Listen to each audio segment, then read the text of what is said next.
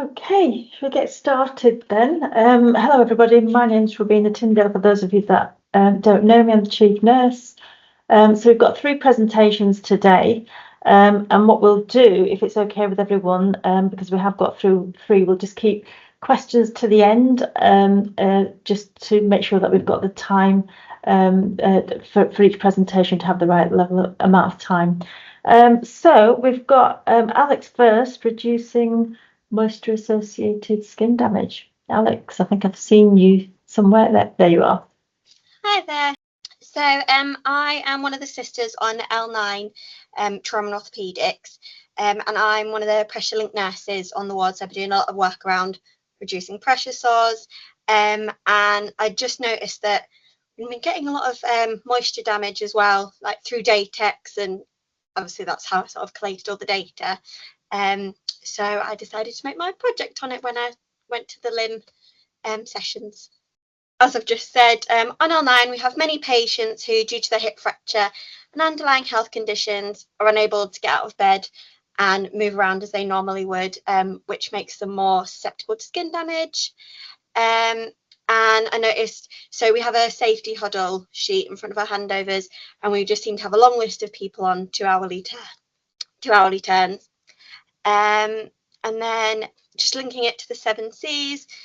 So financially, I thought it would be a benefit as we'd reduce the use of barrier creams and dressings, and less skin damage could reduce of the inpatient length of stay.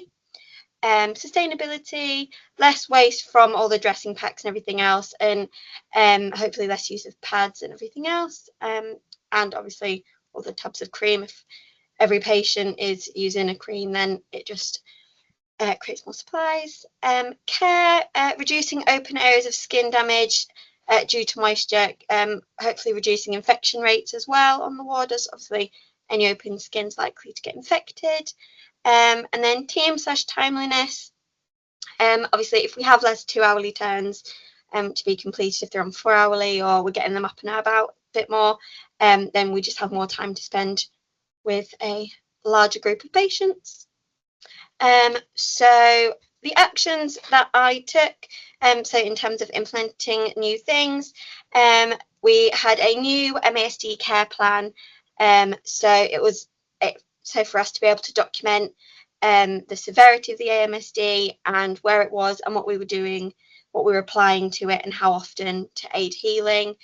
And a new basket for all new admissions that included some zero-base cream and the pressure ulcer booklet, so that they could have that information and pick it up as and when.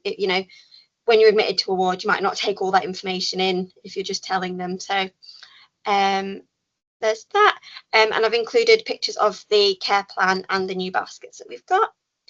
LIM tools, one of the things that I looked at in terms of spaghetti diagrams. So on L9 we have 14 side rooms, so I just picked a member of staff who went to go and answer a buzzer for a patient who had MASD, and sort of just looked at how much they were going back and forth to get all the different equipment and sort of where the basket idea came from, and using a smart improvement plan just to help get the team on board, and so that everyone knew what the goal was, and that was to reduce MASD by half within 6 months.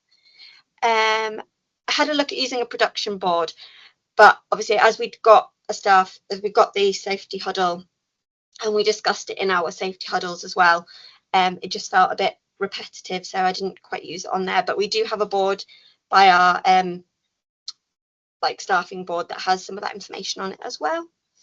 Engaging the team, so every 2 months we have a pressure ulcer committee. I've got mine today actually, so it's just a PowerPoint, and we go through all the skin damage we've had that month, and any ideas anyone's got for improvements. And I also send out then every other month an email, again with the same things of what we've had pressure damage wise, and if there's any areas of concern or any really good practice that we've noticed over the last month. So outcome, in the last few months since I've started the LIM project, I have really noticed a reduction in MASD. I'd say about about a third reduction, which is really good.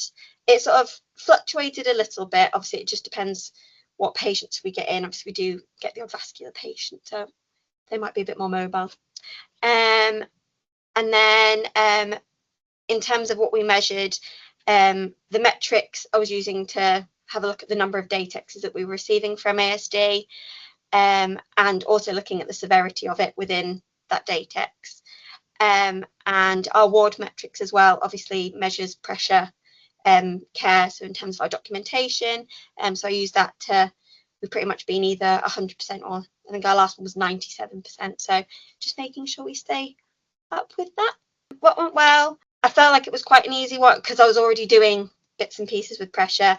I found the staff were quite engaged and wanting to really get involved with it, as it is a big part of their job anyway. So I didn't have too much trouble getting the staff engaged. And I felt that having multiple opportunities with the email and the meetings, I had a chance to actually talk to staff, not just on the ward, but you're actually having that designated time. And, you know, if people wanted to email me back separately, if they had an idea but didn't want to do it in a group, they had that opportunity. And the LIM tools provided from the sessions just helped me structure my approach to implementing the changes, and communicate to staff why I felt it was important and why they should feel it was important as well. What would I do differently? I'd take a bit more time planning. I think I didn't have too many management days, so it was just trying to get the message out as quickly as possible, and maybe just involve the team a bit earlier, because I'd kind of come up with a whole load of ideas and suggested them and then asked for other ideas rather than going to them straight away, sort of thing. And one of the things I had thought of, purely around, I think some of the boards, L34 did the pressure board recently, and just having a look what other wards are doing. I didn't spend too much time doing that, but if I was to, as I'm carrying on doing this, I'll have a little look more what other wards do, just for any new ideas.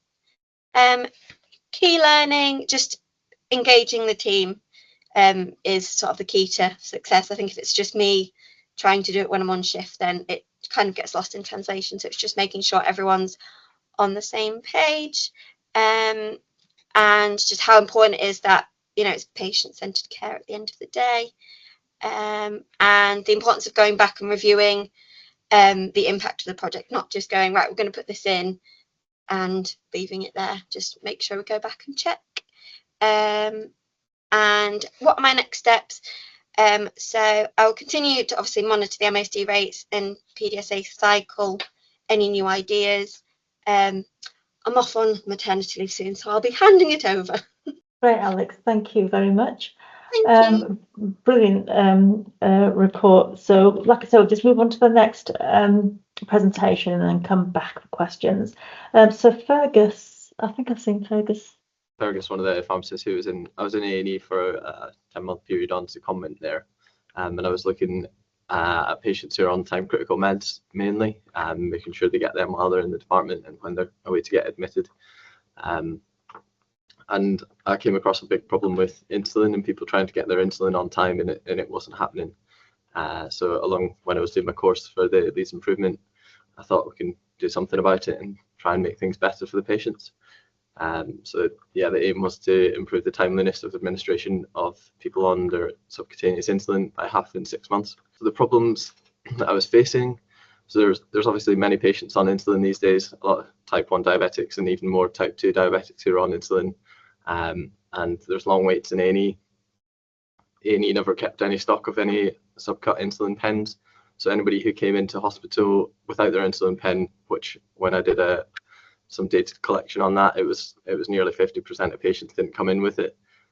So that meant long orders from from pharmacy out of hours, because they don't have electronic prescribing. It's ringing the on-call pharmacist, bleeping them, getting them to ring back, getting somebody to go down there, fax a paper prescription, going down to collect it, come back, and all of this, it just created massive delays. And you may be wondering what the pictures are about. So a lot of patients, there was some datexes about it. There was 3 patients who went into DKA. There's been other patients who've not quite gone into DKA, but ketotic, because of their delays in their insulin, and a lot of these patients had waited up to 15 hours or even longer for their long-acting insulin. And in that 15 hours, you could fly to Santiago, or you could watch all of the Star Wars. So that's just how long it takes you to get your insulin out of hours is just absolutely baffling. And the 7 C's that we were trying to get were like the work better as a team to help people feel more empowered to do what they should be doing, the right thing for the patient, and making it easier for them, and not just perpetuate bad systems that infuriate staff. Timeliness for getting the patient to get their treatment, reduce waste for that. Yeah, all sorts of sustainability and reducing waste, because we're sending it in this picture on the top right. We basically send down the insulin and it goes into a fridge and it just sits there, gets wasted. Nobody gets the dose. They've gone up to the ward and it's too late. So yeah, plenty of things to improve. So the actions that I took, so there was a mental valley that I had, and it wasn't until we had a fridge that went out of temperature, and I thought when we were reviewing the stock of it, there was things that we could move into other fridges, and I thought, why could we not just have an insulin fridge that's dedicated for people's insulin pens? So did some gathering of information about that, what the possibilities, what previous problems they had, why it hadn't happened, and things, and then started on with a pilot with 2 long-acting and 2 rapid-acting insulins, gathering some data that's in this little table, so that we can audit it. So the date and the time that you're taking it, insulin that you take, a bit of information about what you're doing with it, and that was the mistake proofing. The green column is one that I added in because one of the problems that I saw was they put the pen back in after they administered it to the patient, which we shouldn't be using the same pen for multiple patients, and that is a risk that I don't want to happen. So that was a bit of a help give assurance that it's not going to happen, and educate the staff as well. I did a spaghetti diagram which showed a lot of walking for the nurse to get them that insulin pen, if they, where to check, who to speak to get it after it's been prescribed. And yeah, and if they didn't have it, then going to the ward clerk, faxing it. It's a lot of effort just to get a hold of somebody's insulin pen when they've not brought it in. And I did some staff surveys to get some baseline data on what they thought of the system, because it couldn't just be me who was frustrated at it. And basically, as you can see, nearly a third of them, the nursing staff, were very frustrated. Another third were frustrated. A third were neutral. And similar data for their feelings on what insulin they stopped in the department prior to this project. And the Tim Woods that we were actioning, there's a lot of lack of inventory, a lot of motion from myself and other people moving around the department to get a hold of it, waiting for patients, making it over processing from a complicated system that just is more complicated than it needs to be, overproduction when we're sending out insulin and it's not actually getting used, and then we're having to do it again when they go to another ward. So yeah, a lot of waste. The outcome, so these are the pie charts of the results from the staff surveys after I'd added in some insulin and done some education sessions for them. So yeah, the top right is the feelings of the insulin, feelings of the stock levels of what they had, and they were a lot more satisfied than before. Some people actually wanted even more insulin, that's why they were neutral, and even more insulin than even I wanted in. But there were still barriers to people getting their insulin on time, which I hadn't been aware of earlier. But once we had this insulin, you obviously need to check their blood sugar before you give them a dose, and that was a big problem, that there wasn't enough blood glucose machines to check them to get it timely. There was maybe 1 or 2 that were working in the department at the time, and if you've got somebody on IV insulin that needs it checked every hour, you can be running around looking all sorts. So we managed to get a business case together to get more of them. And then the other major problem was people who are on insulin that weren't identified when they came in. And I looked at datexes as well to make sure that there wasn't an increase in datexes, and there was actually a reduction in the number of datexes despite more insulin being available. Yeah, I did some education sessions for the nursing staff, for the junior doctors. I did things for their induction as well, and some for the ACPs. And the average time was basically reduced from 142 minutes to 44 minutes. And the graph at the bottom shows you that the percentage of people that were waiting got it within 30 minutes has gone up to 56%, and before it was 10%, and 25% before were waiting over 3 hours, and another 25 were not even getting the doses, or it was not documented that it was given. So the data was pretty stark. There was one error from the fridge, which was a mixed insulin given instead of a rapid acting instead of a mixed one, just because of a similar name. But there's no harm to the patient from that. And the delay still exists, but we got the blood glucose machines and the 2 pictures of the fridge that we have in A&E just now. What went well? Patients started getting their insulin a lot more timely, and not in the middle of the night when it was coming down to pharmacy, and people were having to do it in the middle of the night and getting their mixed insulins when they're not eating anything. It's pretty terrible care. The team were very engaged about it. Once I showed them, got some baseline data about it, they couldn't believe what was happening. LGI, I was based at St James's, was doing it there. I asked about LGI if they wanted to do it, what their thoughts were. They'd initially said, no, we don't have a problem with insulin out of hours or even in hours, it's fine, we've got a pharmacist that sorts it. And I showed them the data and they were like, oh, that's quite bad. And then I think in a week later, a patient went into DKA over there because they didn't get it, and they kind of fast-tracked me doing bits of it over there as well. And yeah, they made everybody's life easier. Patients were getting it on time, and all the staff involved in the processes, it was much simpler. What I'd do differently, educate prescribers, and particularly some of the consultants, because I think they need to change their practice on actually when they identify patients on who's type 1 diabetic and that they're going to come into hospital, not just leaving that for the medics who are going to clerk them, because that could be hours and hours down the line, and they might be, becoming more and more unwell when they're not self-managing their diabetes. And that's still a problem, despite me raising it with many of the consultants in A&E. That's a culture change that needs to happen. Key learning, so improvement is possible, but team engagement from everyone in as many buy-ins as you can get is essential to make it as good as it can be. And the next steps for it, I'd like to get a system where PPM can sift through patients' regular medications on their GP tab, using like a bit of AI, so that anybody who comes into A&E, any acute ward, anywhere in the hospital and in the trust, we could identify patients that are on high risk or time critical medicines automatically, and that generates a list, and then somebody can go through that when they come into A&E. Here's the people that we need to go and prescribe their things for straight away. I don't know if any of you are aware of the recent death of somebody who missed about half of their Parkinson's meds, went on to get an aspiration pneumonia and died in another hospital. But a system like this would make care for patients on, type 1 diabetics and patients with Parkinson's a lot better to manage and identify them. Changing the insulin storage requirements for pens that they're currently sent up to store in the fridge, and then they just get put in the fridge, get forgotten about, people miss and delayed doses. So I'm getting that changed. And I'm having a look at insulin vials and seeing if should we be vial sharing, is it safe to do so? And then diabetes at the front door guideline as well, to help give the staff confidence in the department, out of hours, basically. What to do if you don't know somebody's dose and things like that. And that's everything. Brilliant, thank you, Fergus, fantastic. So like I say, we'll move on to the next one and then come back. Have we got Mark? Yes, I'm here. Hi, Mark. Hi. Over to you. Oh, thank you. Good afternoon, everyone. My name's Mark Dunn. I'm the Service Transformation Manager in Cellular Pathology under the Pathology CSU. I was tasked to review the further work part of the laboratory process in cellular pathology.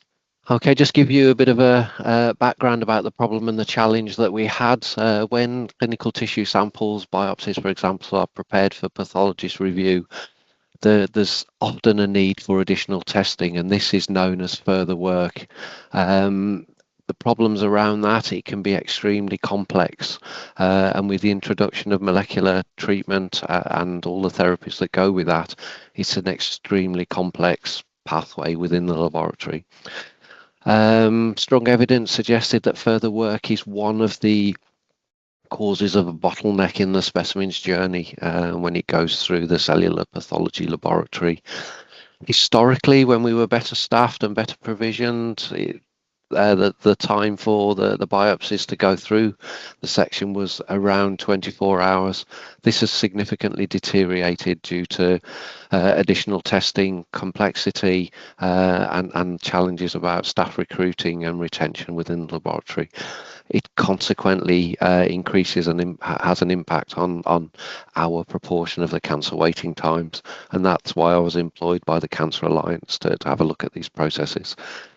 It fits nicely into the care, timeliness, resources and team aspects of the Trust 7 commitments. So what were my actions then?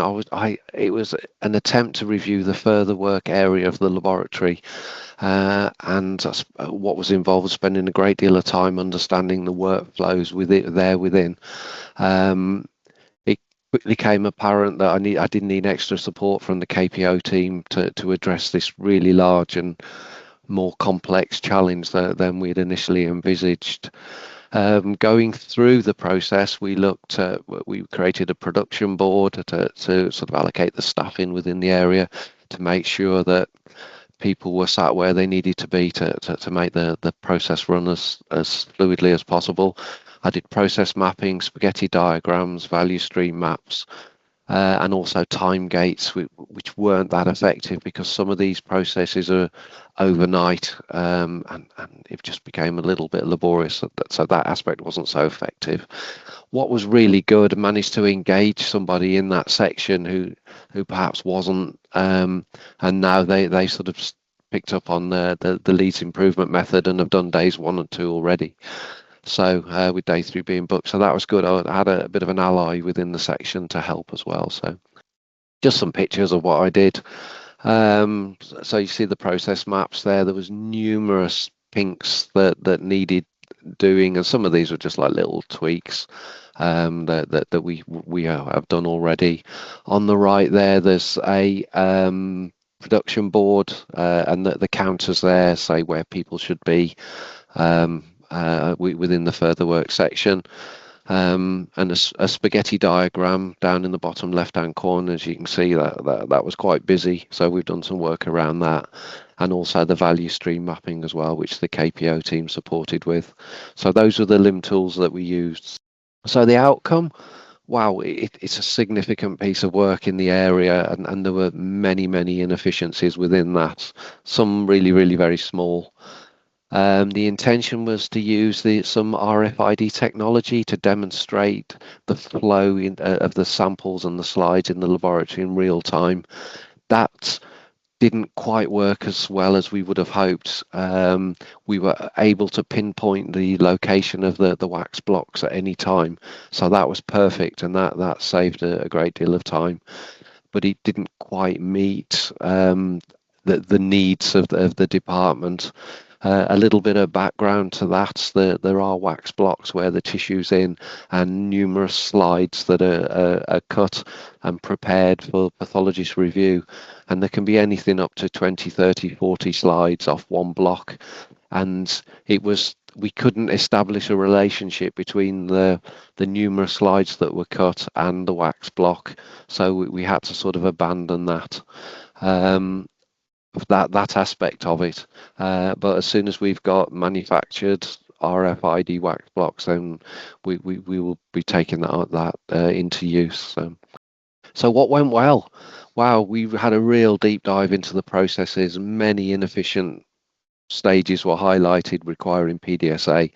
A number they were prioritized, a number were still actively being addressed in the priority order.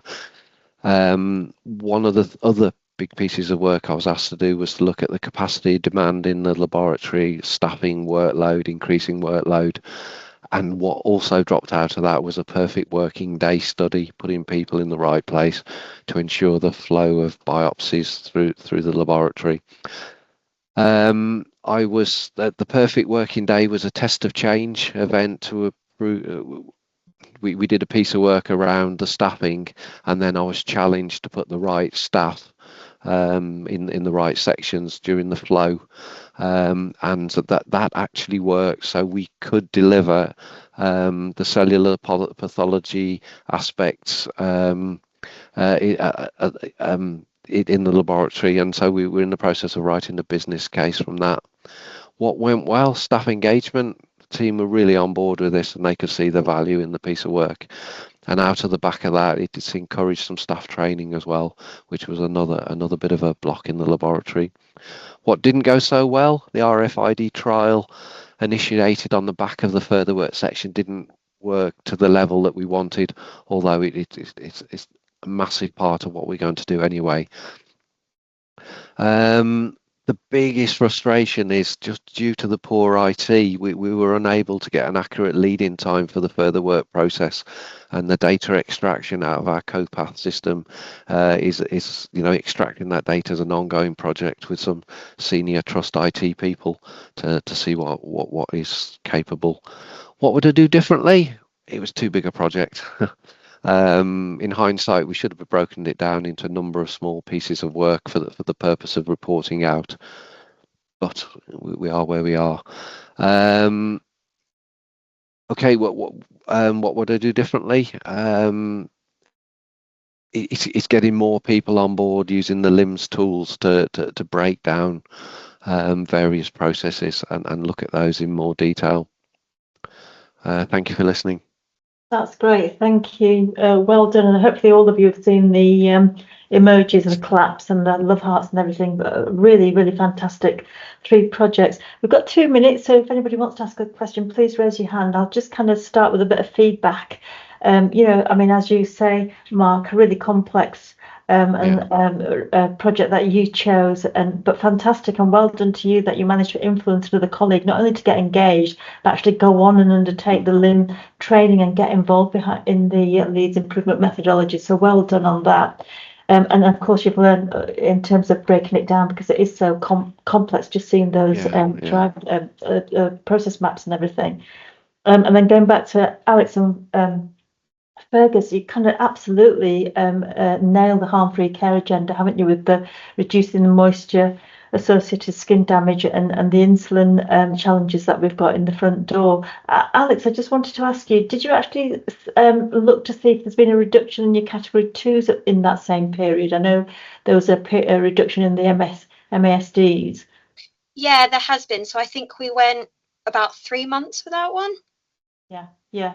Brilliant, because that just shows that if we can get everywhere to kind of really focus on the moisture skin damage and sort of prevention of that, that's absolutely going to help our position in terms of the harm that we cause from category 2s and then obviously category 3s and what have you. So well done, brilliant results. And then Fergus, going from 142 minutes to 44, I mean, that is absolutely phenomenal, isn't it? And it just goes to show that those small interventions that you put in have kind of made such a huge difference, haven't they? And I had heard about Parkinson's death, but also we know that in our own organisation we quite often miss those critical dose medications, don't we? Giving them at the right time, and we've got some challenges around insulin. And I'm just wondering, so that piece of work that you're going to do with the ED team around the front door team and having that kind of those guidelines, is that going to also incorporate kind of the challenges that we've had around selecting the right syringe for insulin administration? So the right syringe, it's not to do with that particular, but around the correct dose for somebody to make sure their usual subcut dose isn't the wrong dose. And if you don't know what the dose is, then you know what dose we should be giving them out of hours. But the right syringe, like they have that separated in there, and it should be clear already which one to use. But yeah, it's not related to that particularly. Yeah, no, sorry, I realised it wasn't related to that, but we've had a few incidents where we've used the incorrect syringe across the organisation, and I wonder if there's an opportunity to kind of address that through this project as well. But well done, fantastic. Has anybody got any questions? We're a minute over, but we can take a question. No. So I think the only thing that remains for me to say is have an amazing Christmas, everyone, because the next one will be after Christmas. So I hope you've all got something nice lined up, and we'll all see you after Christmas. So well done. Thank you very much. Bye.